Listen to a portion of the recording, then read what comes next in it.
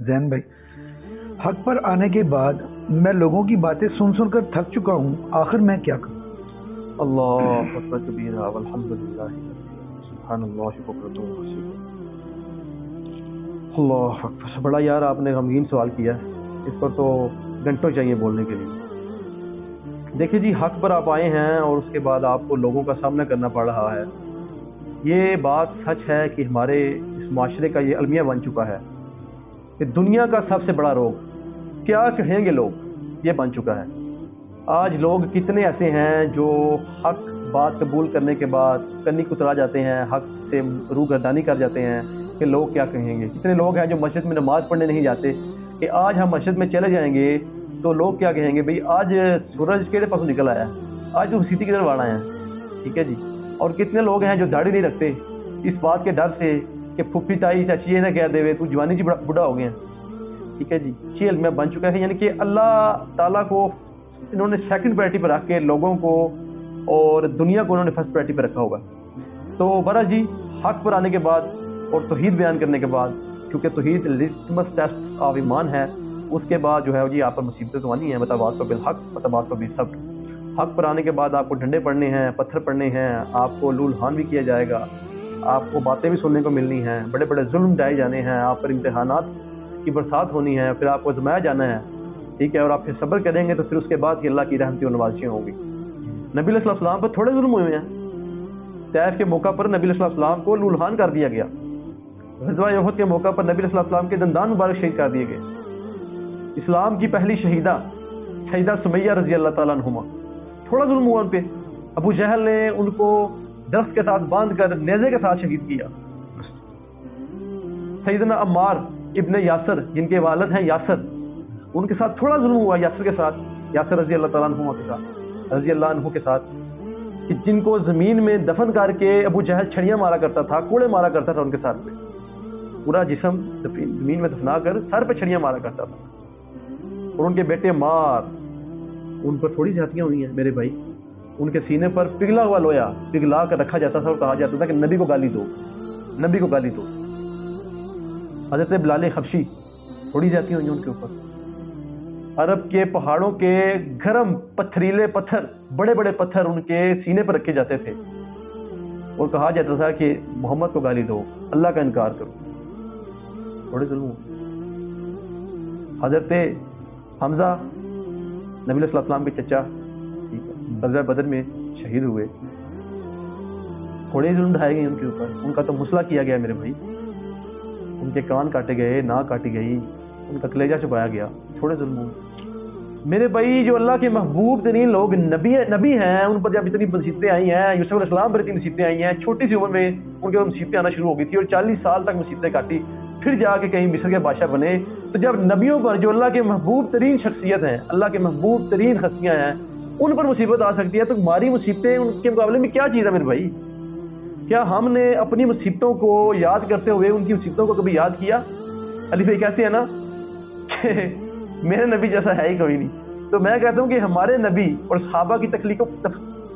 میں کہتا ہوں کہ میرے نبی اور صحابہ کی تکلیفوں کے جیسا ہے ہی کوئی نہیں، ٹھیک ہے جی۔ اور ہماری تکلیفیں تو شے ہی کوئی نہیں، ہماری تکلیفیں تو شے ہی کوئی نہیں میرے بھائی۔ صحابہ کرام پر جو ظلم ڈھائے گئے، تکلیفیں آئیں، جو انبیاء کرام پر جو ظلم ڈھائے گئے، کیا وہ تکلیفیں ہماری تکلیفوں سے چھوٹی تھی؟ بہت بڑی تھی میرے بھائی۔ تو میرے بھائی تکلیفیں آنی ہیں، انبیاء علیہ السلام پر بھی آئی ہیں، صحابہ کرام پر آئی ہیں، تبع تابعین پہ آئی ہیں، اور اللہ کے تمام برگزیدہ بندے جو نیک ہیں، جو صالحین لوگ ہیں، شہداء ہیں، ان پہ اللہ کی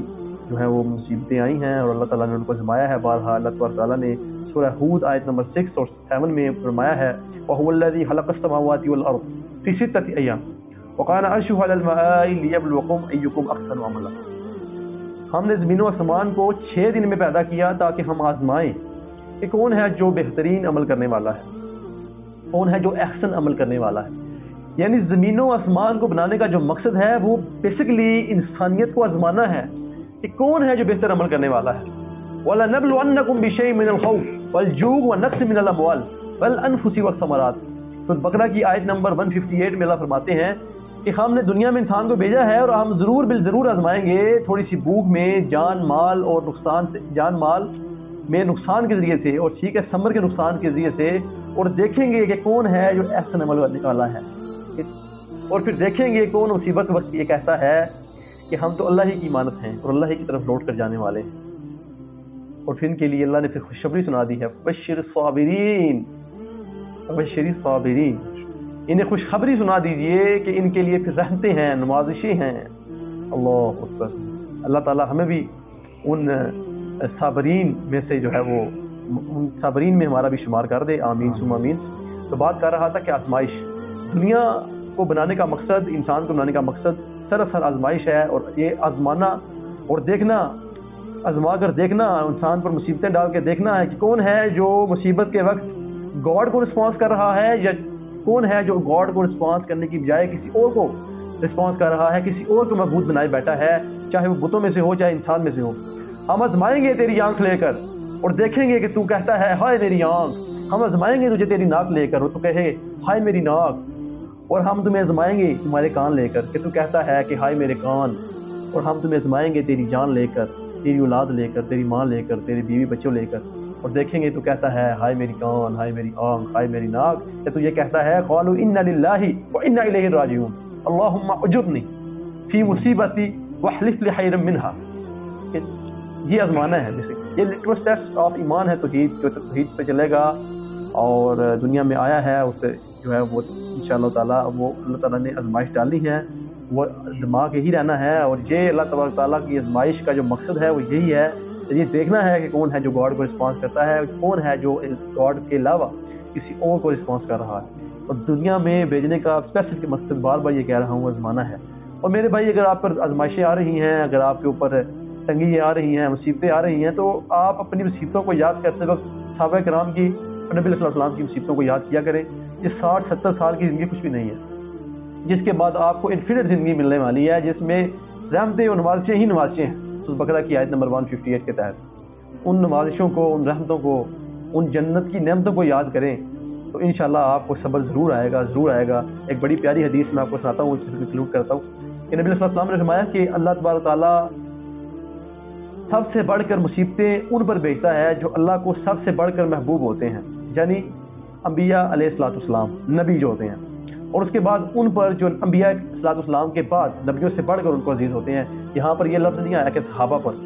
فرمایا جو ان سے بڑھ کر، یہ نبیوں کے بعد جو اللہ کو محبوب ہوتے ہیں، ان میں صحابہ بھی ہیں، تبع تابعین بھی ہو سکتے ہیں، اللہ کے ولی بھی ہو سکتے ہیں، یہ اللہ کو پتہ ہے کون اللہ کے زیادہ قریب ہے۔ تو آپ دیکھ لیں کئی صحابہ ہیں انہوں نے لشکری لائف گزاری ہے، اور کئی صحابہ ہیں جنہوں نے فاقے کاٹے ہیں، ابو ذر غفاری کو دیکھ لیں، ابو ذر کو دیکھ لیں، انہوں نے فاقے بھی کاٹے ہیں۔ تو یہ اللہ کو پتہ ہے کون اللہ کے ہاں زیادہ قریب ہے، کون اقرب للحق ہے۔ تو یہ حدیث ہے کہ اللہ تبارک تعالیٰ پھر نبیوں کے بعد جس کو زیادہ محبوب سمجھتا ہے پھر ان کے اوپر مصیبتیں بھیجا ہے، پھر ان کے بعد جن کو محبوب سمجھتا ہے ان کے اوپر، پھر ان کے بعد جن کو محبوب سمجھتا ہے ان کے اوپر اللہ تعالیٰ مصیبتیں بھیجا ہے۔ اللہ تبارک تعالیٰ کے جو برگزیدہ بندے ہیں، نیک اور صالح بندے ہیں، اللہ تبارک تعالیٰ ان کو زیادہ آزماتا ہے، ان پر آزمائشیں زیادہ ہوتی ہیں۔ اور صحیح مسلم کی حدیث ہے کہ جس شخص کو دنیا میں کوئی مصیبت آئے اور اس کو کوئی کانٹا بھی چبھے، حتیٰ کہ اس کو سوئی بھی چبھے، تو اللہ تبارک تعالیٰ اس کے بدلے بھی اس کو اس کا نعم البدل جنت میں ضرور دیں گے قیامت والے دن۔ اور اسی طرح ایک حدیث میں آتا ہے